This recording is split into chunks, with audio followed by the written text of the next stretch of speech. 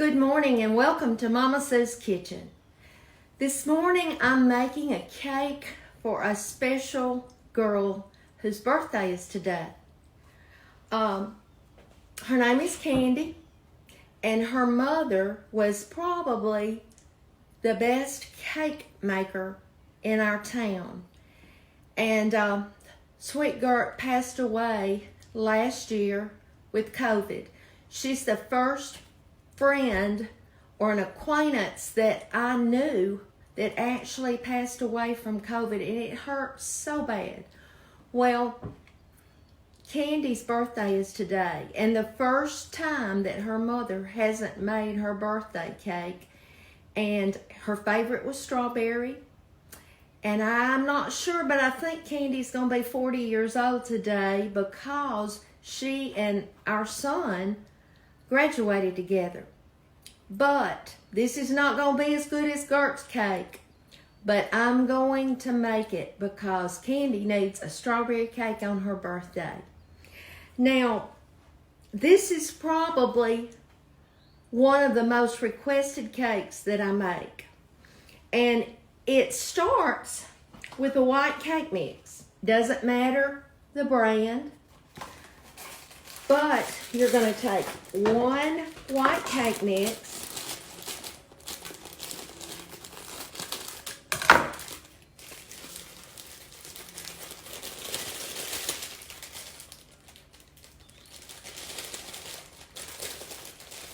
get all of the goodie out. Okay. 1 box of strawberry Jell-O. This just happens to be Walmart brand. I've used the real Jell-O brand, and I've used Walmart and Aldi, and it's all good. Just as long as you have the 3-ounce strawberry Jell-O. Let me put this behind me and get it out of the way. I'm just gonna sort of mix that cake and Jell-O together for just a minute. Now, I'm going to add 1 half cup of whole milk. I can remember when I first started videoing, I gave a recipe and I said sweet milk. Well, everybody said, what is sweet milk? I guess that's a southern thing, so I try to say whole milk now. 1 cup of vegetable oil, or you can use canola or whatever. I use vegetable oil. 4 eggs. Couldn't help but think, John, of your mama, because I just dump it all in together also. Now, I'm going to mix this before I add anything else.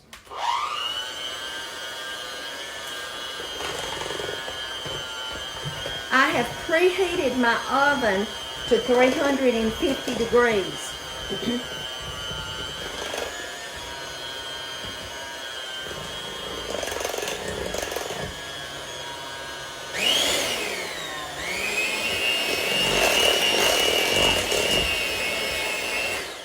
Okay, now I'm going to add a cup of mashed strawberries and juice. Now, I didn't have fresh strawberries, but I had the frozen ones, and I just used those, and I use those most of the time when I make this cake.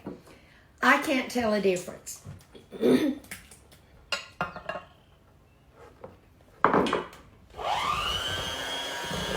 Now, I'm going to mix this very good.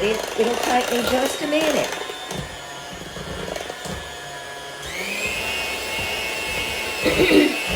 So I have the cake mix, the Jell-O, the strawberries with juice, oil, milk, and eggs.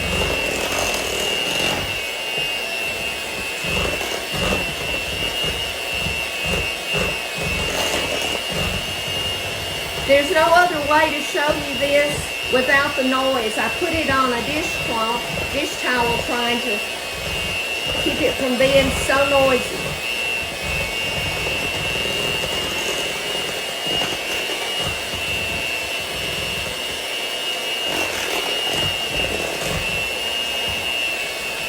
Y'all, Monday, they were going to take baby Blake's oxygen out of his nose for a few minutes and see how he tolerated it. He still doesn't have oxygen. He can breathe room air. Isn't that a miracle? We're hoping he can come home next week.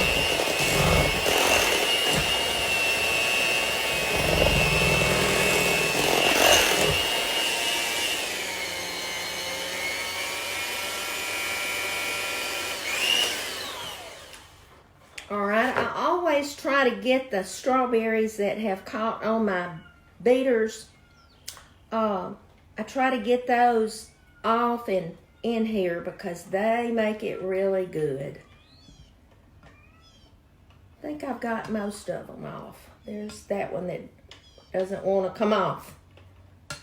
Alright. Put this over here right so it won't make a mess.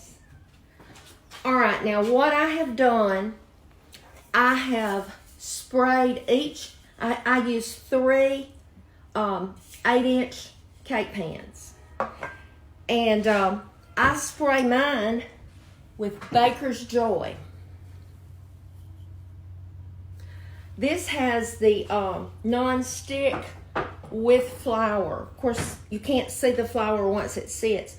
But what I do is I try to divide this as equally among 3 pans as I can. And I just kind of eyeball it. I know after all these years about how much is in each.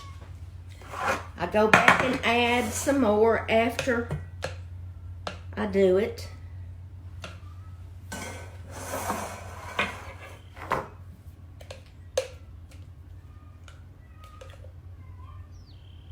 You might hear a cat.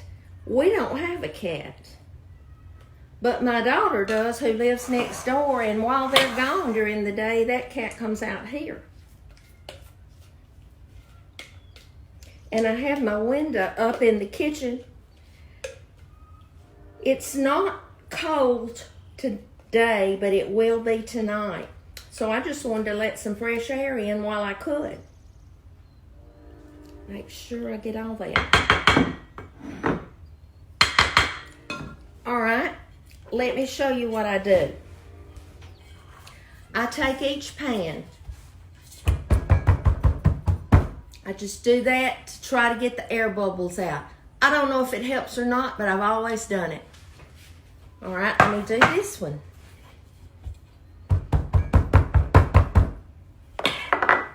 And I'll do the last one. Got some on the edge, so I'm getting it off. All right, I'm gonna put this in my preheated 350-degree oven for 26 minutes. That's how long it takes mine. And what I do after 26 minutes, I stick a toothpick in it. And if it comes out clean, it doesn't have the liquidy stuff on it, they're done. So I'm gonna set my timer for 26 minutes. I'll take them out and we'll come back later. Okay, my cake layers have cooked and cooled. What I did when I took them out after 26 minutes, I let them cool a little bit. I had 3 layers, and then I just put them on my cooling rack until they were completely cool.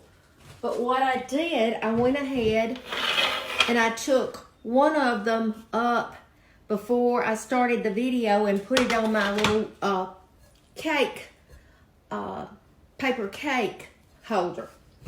Now, I'm going to show you how I make my cream cheese and butter frosting for this. I take an 8-ounce cream cheese. It's been sitting on my counter for about an hour and a half, so it's soft. Make sure I get all of that.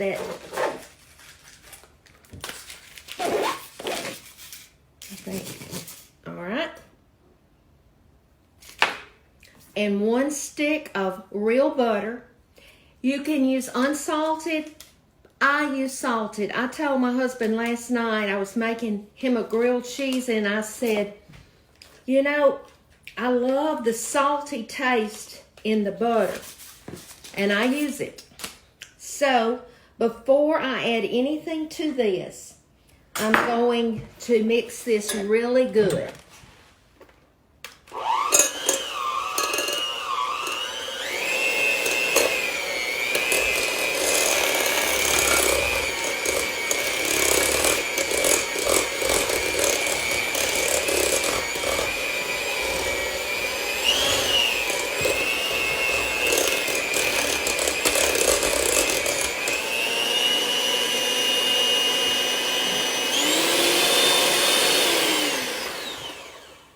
Okay, there's some stuck in one of the beaters, so I'm just gonna get it out.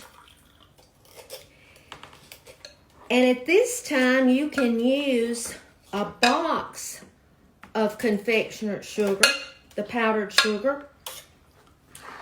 But I buy mine in the big plastic containers.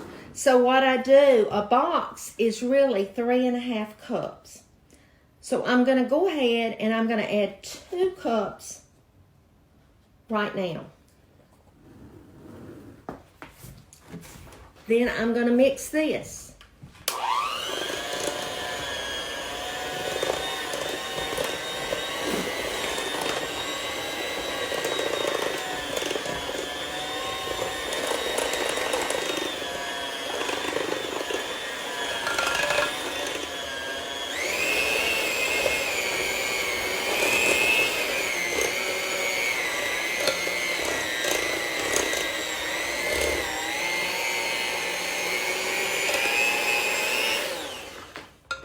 Okay, as you can see, it's mixed.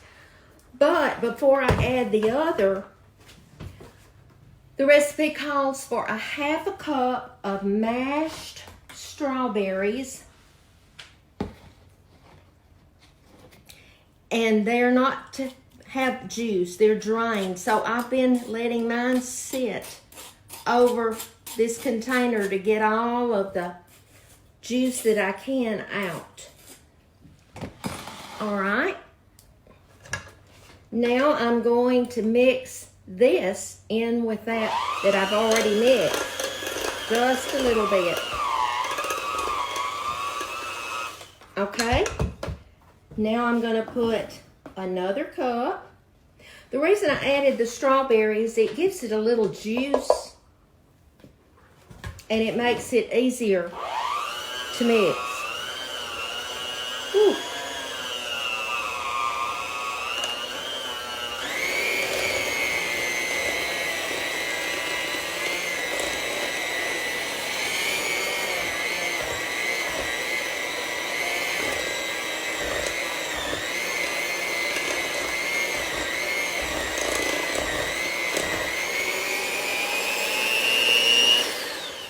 Before I add any more, I'm going to take my spatula and get all of that from the bottom mixed in. Now, I will tell you, a box of the powdered sugar is 3.5 cups. I have put 3. But I can look at this and tell if it needs more sugar. So I'm gonna put about 1/2 of this cup, and we're gonna see if I need to add more later.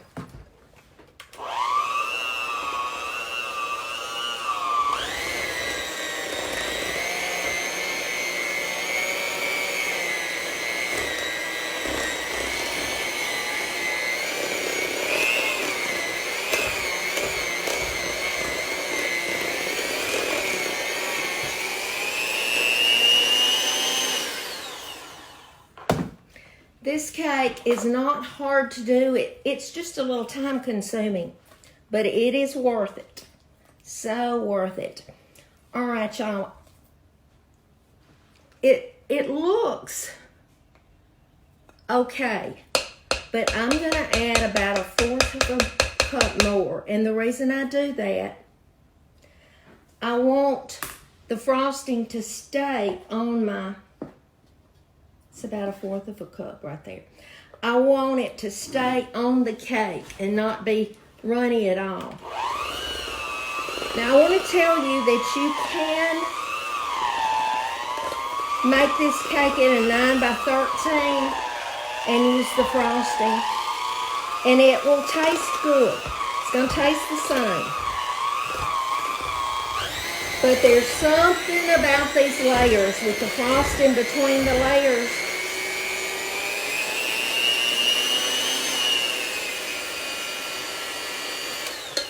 that just is delicious. I've made a mess right here. I'm just going to wipe it over until we finish.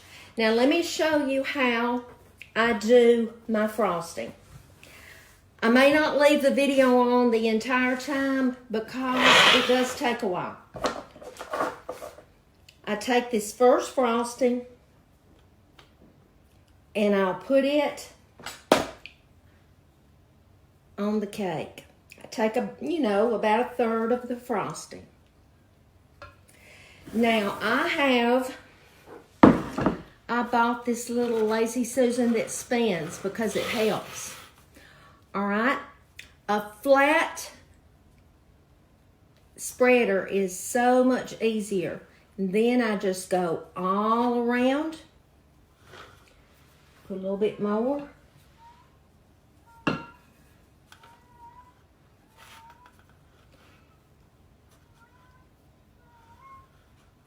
And when I have that, where it's all the way around and covered really good, I take another layer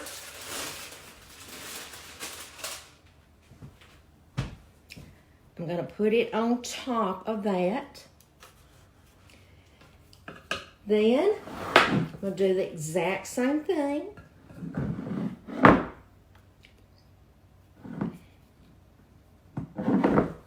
But I'm going to show you after this one what I do that's a little different. Okay, I'm spreading it. Y'all, I usually put this cake in the refrigerator right after I make it for about an hour to an hour and a half. And then that's just, I think it helps the frosting to adhere. It may not, but that's what I do. Now let me tell you what I do right now. I have another layer to go on, but I'm going to take this frosting and I'm going to start putting it on the side. I'm going to see if you can see it. I'll turn it and let you see. It helps me when I put that tall third layer on that it's easier to just blend the rest of it after that. Okay?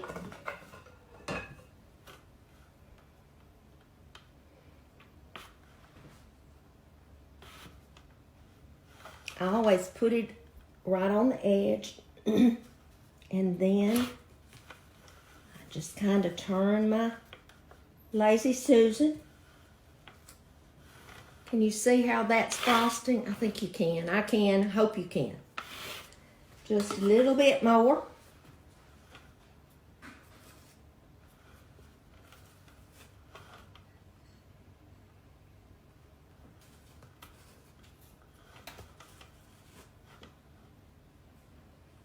Now, some people put chopped pecans in this frosting or in the cake. I don't.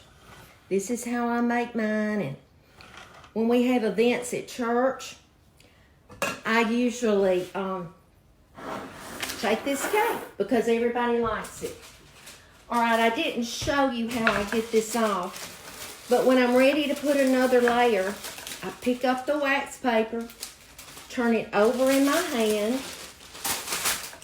I turn the layer down that was laying on the wax paper because it leaves a few crumbs on it. All right, let me move this.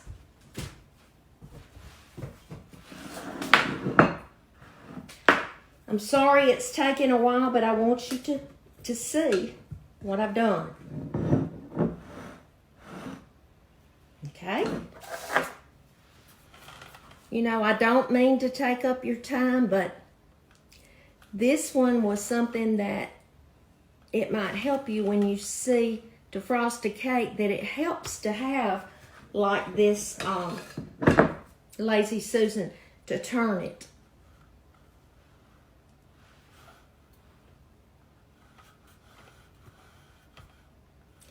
Harold's dad loved strawberry cake, and when he got sick,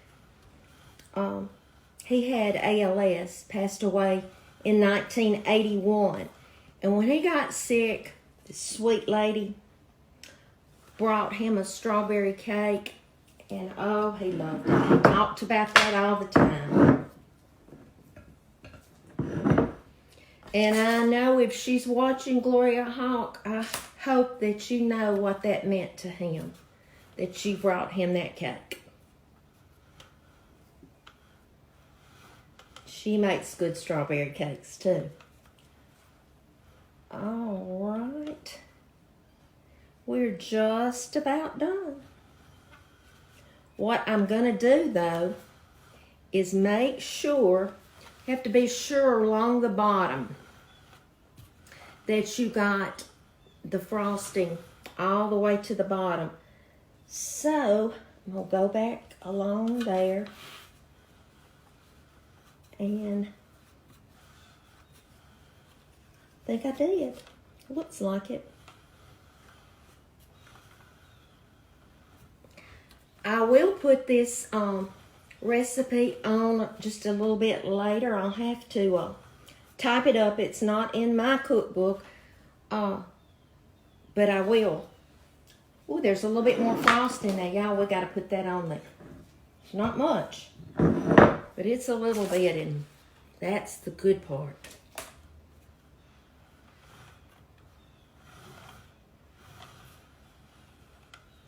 Okay. You see the strawberries? But that's my homemade strawberry cake. Not hard, delicious. But anyway, I hope you have a wonderful day today. I hope that you realize that Jesus loves you. He wants what's best for you, and sometimes what we want may not be what's best.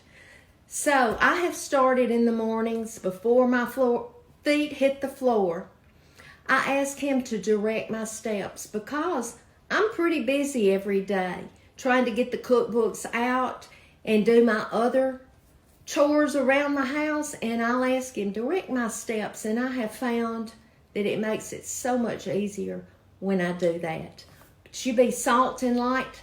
Let others see Jesus. Let your light shine for him so they'll know that there's something different about you. I love you. I'll be back soon.